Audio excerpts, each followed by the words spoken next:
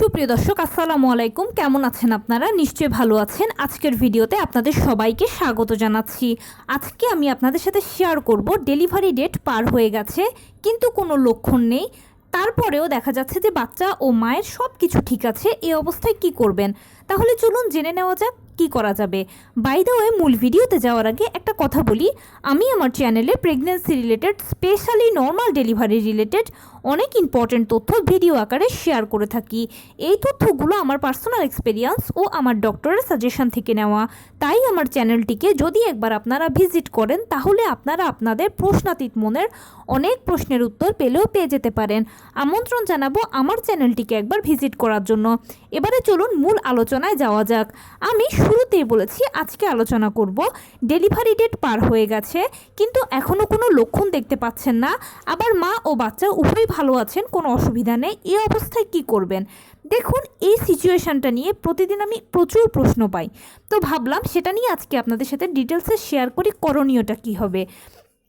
আমরা যখন প্রথম কনসিভ করি তখন ডক্টর আমাদেরকে একটা ইডিডি বা এক্সপেক্টেড ডেলিভারি ডেট, সম্ভাব্য ডেলিভারির একটা তারিখ দিয়ে দেয় আমাদেরকে। অমুক মাসের অমুক তারিখে আপনার ডেলিভারি সম্ভাব্য তারিখ, সেই মতো আপনি অপেক্ষা করেন। এখন নবম মাসেই এই তারিখটা পড়বে, নবম মাসের যে কোনো সময় এই তারিখটা আপনার পড়বে। 37 থেকে 40 সপ্তাহ হচ্ছে ডেলিভারির আদর্শ সময়। মনে রাখবেন, যদি নর্মাল ডেলিভারি হওয়ার হয় তাহলে 37 থেকে 40 সপ্তাহের মধ্যে হয়ে যাবে, সব প্রক্রিয়াগুলো শুরু হয়ে যাবে, যে কোনো সপ্তাহে এটা হতে পারে। এখন ডেলিভারি ডেটটা আপনি দেখলেন যে পার হয়ে গেছে, এর মধ্যে কোনো লক্ষণ নিজের মধ্যে কিছুই দেখতে পাচ্ছেন না, মানে নর্মাল ডেলিভারি প্রক্রিয়া শুরু হওয়ার যে লক্ষণগুলো আছে সেগুলোর কোনোটা কিছুই আপনার ভেতরে নেই। আবার আপনারা মা বাচ্চা উভয়ই মোটামুটি সুস্থ আছেন। এ অবস্থায় মায়েদের খুব টেনশান হয় কি করা উচিত। শুধু মা না, পরিবারের প্রত্যেকের টেনশান হয় যে কী করব, কী করা উচিত। প্রথমেই আপনার জন্য পরামর্শ হবে, প্লিজ টেনশান করবেন না। যদিও আমি জানি যে কেউ তো আমরা টেনশান করি না, টেনশানটা অটোমেটিক চলে আসে, আর ওই সময়টা বা সিচুয়েশানটা এরকম যে এখানে টেনশানেরই কথা, কিন্তু তারপরেও বলবো প্লিজ যতটুকু সম্ভব টেনশান করবেন না। টেনশন ফ্রি নিজেকে রাখার জন্য যা যা করণীয় সেগুলো আপনি করবেন। আপনি পরিবারকে সময় দিতে পারেন, পরিবারের সাথে হাসি খুশি থাকতে পারেন, ধর্মীয় কাজ করতে পারেন। এতে ধর্মীয় প্রার্থনা হলো, কাজ হলো, প্লাস আপনি টেনশন ফ্রি থাকলেন।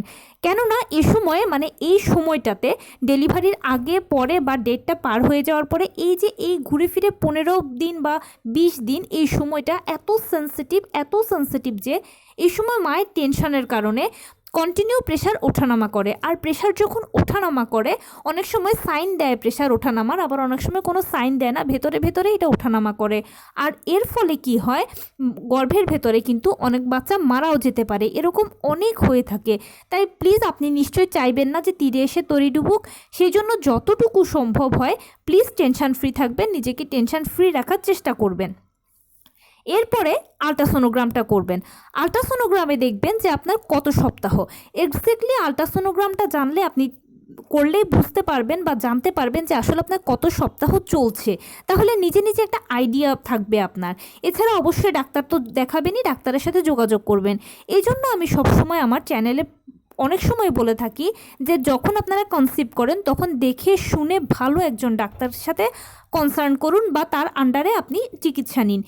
প্রথম থেকে নবম মাস পর্যন্ত তার আন্ডারে যখন আপনি চিকিৎসা নেবেন তখন তার অবজারভেশনে আপনি সবসময় থাকবেন, এবং ডেলিভারির এই সময়গুলোতে আপনার ডাক্তারের সাথে আপনি কন্টিনিউ যোগাযোগ রাখতে পারবেন, ভালো মন্দ শেয়ার করতে পারবেন, করণীয় নয় ইত্যাদি বিভিন্ন বিষয় আপনি জানতে পারবেন। এবং তার আন্ডারে যদি ডেলিভারি করান তাহলে সবথেকে বেশি ভালো হবে, যেহেতু আপনি তার প্রথম থেকে অবজারভেশনে থাকা পেশেন্ট। সেজন্যই বলি যে ডাক্তার চুজ করার ক্ষেত্রে অবশ্যই কোনো নাম সর্বস্ব নয়, ভালো একজন ডাক্তার চুজ করুন, দেখে শুনে বুঝে শুনে সময় নিন প্রয়োজনে। এবারে ডেলিভারি ডেট পার হয়ে যাওয়ার পরে কিন্তু টেনশনের কিছু নেই, আপনি আরও 1 সপ্তাহ অপেক্ষা করতে পারবেন। তবে সেক্ষেত্রে মা ও বাচ্চা উভয় যদি ভালো থাকে, সব কিছু যদি ঠিক থাকে, মানে বাচ্চার পজিশান, প্লাসেন্টা, পানি, সার্বিক সুস্থতা, মায়ের সার্বিক সুস্থতা, ব্লাড, কোনো বড় ধরনের সমস্যা যদি না থাকে, সব কিছু যদি ওকে থাকে, তাহলে আপনারা 7 দিন নিশ্চিন্তে অপেক্ষা করতে পারবেন, কোনো সমস্যা নেই। আপনার ডাক্তারও আপনাকে এই 7 দিন দেবে, এক্সট্রা 7 দিন আপনাকে সময় দেবে। এই 7 দিনের ভেতরে অনেকের কিন্তু ডেলিভারি হয়ে যায়, ভাগ্য ভালো হলে আপনারও হয়ে যেতে পারে, আর ডেলিভারি হয়ে গেলে তো পুরোটাই রিল্যাক্স। কিন্তু অনেকের হয় কি আবার ডেলিভারিটা হয় না বা কোনো সাইন থাকে না, আগের মতোই থাকেন। তো তাহলে আরেকটা ডেট চলে গেল আপনার। এবারে তো আপনি ভাবছেন সিজার না, এবারেও সিজার নয়। যদি আপনারা মা বাচ্চা ঠিক থাকেন, সুস্থ থাকেন, তাহলে ডাক্তার আপনাকে আরও 3 দিন বা 5 দিন বা আরও 7 দিন সময় দিতে পারেন। সেটা পেশেন্ট বুঝে, পেশেন্টের কন্ডিশন বুঝে। কাউকে 3 দিন দেয়, কাউকে 5 দিন দেয়, কাউকে 7 দিন দেয়। অনেকের এর মাঝেও ডেলিভারি হয়ে যায়। এরপরেও যদি দেখেন যে না, আপনার ডেলিভারি হচ্ছে না, কোনো লক্ষণও নেই, তখন প্লিজ আর মন খারাপের কিছু নেই, আর সময়ও নেই। যেহেতু এর মধ্যে হয়তো বা আপনার 40 সপ্তাহ শেষ হয়ে যাবে, আপনাকে এই সময়টা সিজার করাতেই হবে। ডাক্তারও আপনাকে সিজারে পরামর্শ দেবে। কেননা মনে রাখবেন, 40 সপ্তাহ পার হয়ে গেলে, 41 সপ্তাহে পা দিলে আস্তে আস্তে বাচ্চার অক্সিজেন লেভেলটা কমতে থাকে, মায়ের গর্ভের পানি কমতে থাকে, আর বাচ্চার বেঁচে থাকার সম্ভাবনাও কমতে থাকে।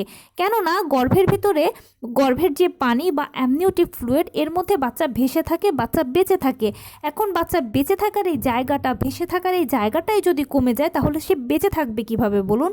সেজন্য যখনই 40 সপ্তাহ পার হতে থাকে, তখন গর্ভের ভেতরে বাচ্চার মৃত্যু হার কিন্তু অনেকখানি বাড়তে থাকে। এরকম অনেক হয়েছে। সেজন্য ডাক্তাররা আর রিস্ক নিতে চান না। আমার মনে হয় আপনারও আর রিস্ক নেওয়াটা উচিত হবে না। আপনি এবার নির্দ্বিধায় উইলিংলি সিজারকে মেনে নিয়ে সিজার করাতে হবেই আপনাকে, যদি আপনি আপনার বাচ্চার সুস্থতা চান। অনেকে করেন কি, যে জোর করেন, জেদ করেন, আবার কেউ কেউ দেখি ডাক্তারের সাথে তর্কাতর্কিও করেন, যে না কেন হবে না, আমাদের প্রিভিয়াস হয়েছে বা আমাদের দাদা দাদি নানা নানির হয়েছে, আমাদেরকে না নর্মালে হতেই হবে, না আমি অপেক্ষা করব, না আমি চেষ্টা করব। প্লিজ নর্মাল ডেলিভারি নিয়ে এভাবে জেদাজিদি জোরাজুরি করবেন না। খামোখে এই ধরনের জেদাজিদি জোরাজুরি করে মা ও বাচ্চা দুজনের বা দুজনের যে কোনো একজনের জীবনকে ঝুঁকিতে ফেলবেন না। মনে রাখবেন, প্রেগনেন্সি খুব সেন্সিটিভ একটা ইস্যু, আর এই সময়টা খুব সেন্সিটিভ একটা বিষয়।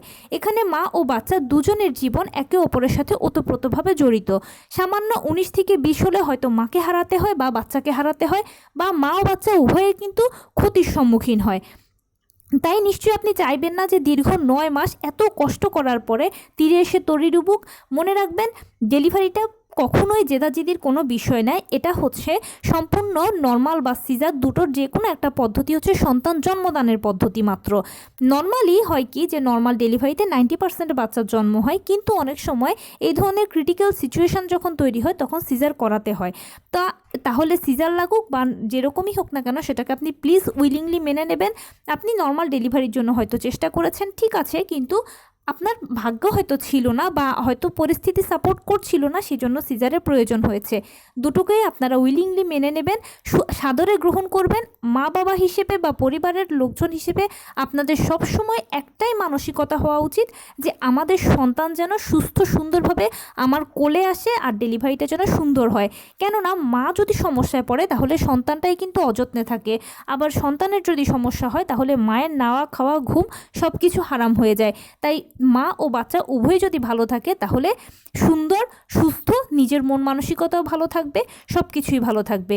সেজন্য আপনারা নর্মাল ডেলিভারিকে সাপোর্ট করবেন, চেষ্টা করবেন, কিন্তু তাই বলে এটা নিয়ে জেদাজিদি করবেন না। প্লিজ করজোরে অনুরোধ করছি, যদি এরকম সিচুয়েশন তৈরি হয় যে সিজারের প্রয়োজন হয়, তাহলে সিজারটাকে উইলিংলি গ্রহণ করে নেবেন।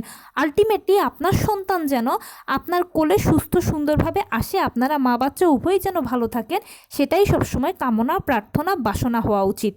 তো এই ছিল আজকের ভিডিও। কেমন লাগলো বলুন? যদি ভালো লেগে থাকে ও হেল্পফুল হয়ে থাকে, তাহলে প্লিজ লাইক, কমেন্ট, শেয়ার করতে একদম ভুলবেন না।